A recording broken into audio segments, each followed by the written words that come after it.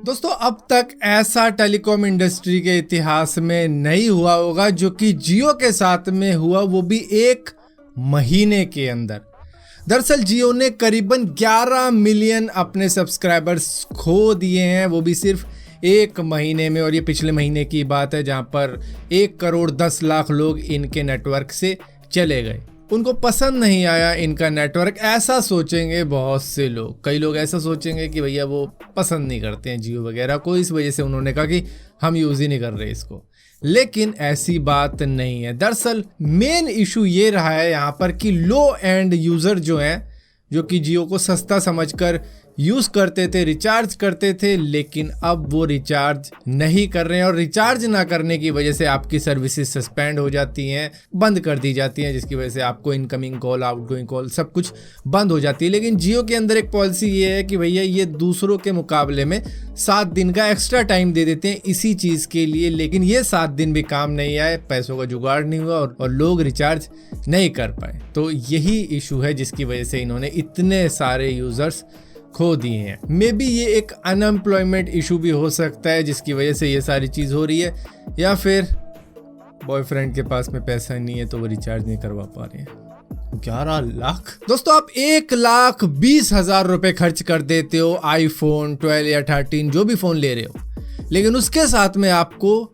Charger नहीं दिया जाता है। मतलब इतना पैसा दे रहे हो तब भी चार्जर नहीं दिया जाता। और फिर यूज़र का दिल भी ये कहता है कि भाई दिल से बुरा लगता है। दिल कहता है, दिल से बुरा लगता है। थॉट देख रहे हो? सो यहाँ पर चाइनीज स्टूडेंट्स ने सू कर दिया है एप्पल को, क्योंकि ये इतना महंगा फ़ोन ले भी रहे हैं लेकिन उसके साथ में इनको चार्जर नहीं दिया जा रहा है। इनका भी वही अपने वाला ही इशू है, जहाँ पर कहा इन्होंने कि भैया जो केबल ये देते हैं ना, USB-C to लाइटनिंग केबल, वो दूसरे चार्जर के साथ में कंपेटिबल ही नहीं है। और अक्सर हमने ये सुना है कि भैया फ़ोन के साथ में जो चार्जर आए उसी के साथ में आपको चार्ज करना चाहिए, लेकिन यहाँ पे पंगे कुछ और हैं।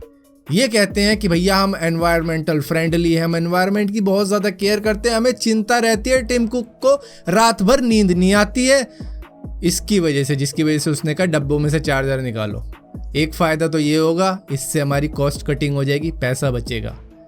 एक और फ़ायदा ये हो जाएगा कि हमारे चार्जर अलग से बिकेंगे। बेच रहे हैं अलग से चार्जर, क्यों बेच रहे हो जब चार्जर के साथ में इतने ज़्यादा इशू है, एनवायरमेंटल फ्रेंडली नहीं है, क्यों 2-3 हज़ार रुपये का चार्जर बेच रहे हो?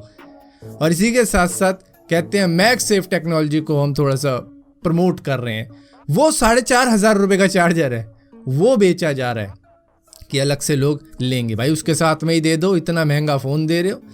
तो इसी वजह से सू कर डाला है चाइनीज स्टूडेंट्स ने एप्पल को कि ये क्या पंगा है, इतना महंगा फ़ोन और चार्जर भी नहीं। दोस्तों हाल ही में स्पेसएक्स का first civilian to space mission जो हुआ था, मतलब सिविलियनों को स्पेस में भेज दिया था, 4 जने टोटल गए थे। सो उसके अंदर टॉयलेट का तो इशू था ही। जो टॉयलेट सीट थी ना वो काफ़ी ज़्यादा गर्म हो रही थी, तो बैठ पा नहीं रहे थे जो भी करना चाहते थे। तो पता नहीं किस तरीके से किया, जो भी बैठता था बस उसके दिल से एक ही आवाज़ निकलती थी, आखिर करे तो करे क्या, बोले तो बोले क्या, क्योंकि करना तो है इक्का, तो किसी तरीके से किया।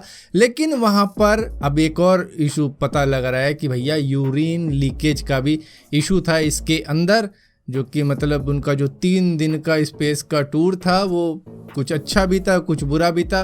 बुरा तब होता था जब कोई ज़्यादा खा लेता था और उसको जाने की ज़रूरत होती थी, या फिर पानी ज़्यादा पी लेता था। तो ये इशू रहे हैं इसके साथ में। हालांकि इनका कहना है कि हमने अब फिक्स कर दिए हैं, अब जो भी जाएगा वो मज़े से जाएगा। दोस्तों अगर आपने मेरी कुछ वीडियो देखी होंगी तो उसमें से एक वीडियो ऐसी भी थी जिसके अंदर बताया था कि भैया कुछ ऐसे सिग्नल आ रहे हैं स्पेस से जो कि ऐसा लगता है कि किसी और प्लेनेट से आ रहे हैं और काफ़ी ज़्यादा स्ट्रॉन्ग भी रहे हैं। लेकिन खोदा पहाड़ निकली चुइयाँ, क्योंकि यहाँ पर वो सिग्नल हमारे ही थे।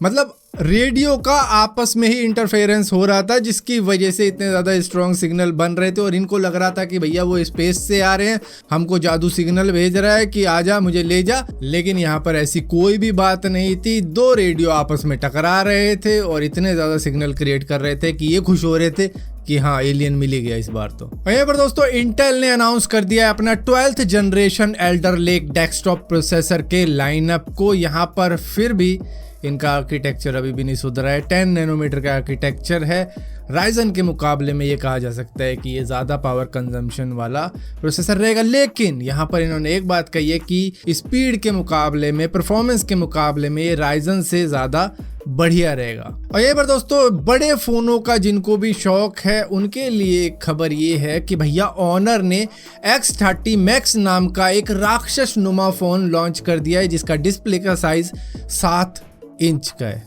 बल्कि एग्जैक्टली कहूँ तो 7.09, मतलब काफ़ी ज़्यादा बड़ा साइज़ है। मतलब मूवी देखने में मज़ा आएगा, लेकिन इंडिया के अंदर आएगा वो नहीं कहा जा सकता। फिर भी इसी तरीके की और भी वीडियो देखना चाहते हो तो इस चैनल को सब्सक्राइब जरूर करना, और सब्सक्राइब किया तो बेल का आइकॉन जरूर दबाना, वरना आपको मालूम नहीं चलेगा मैंने को वीडियो डाली भी है।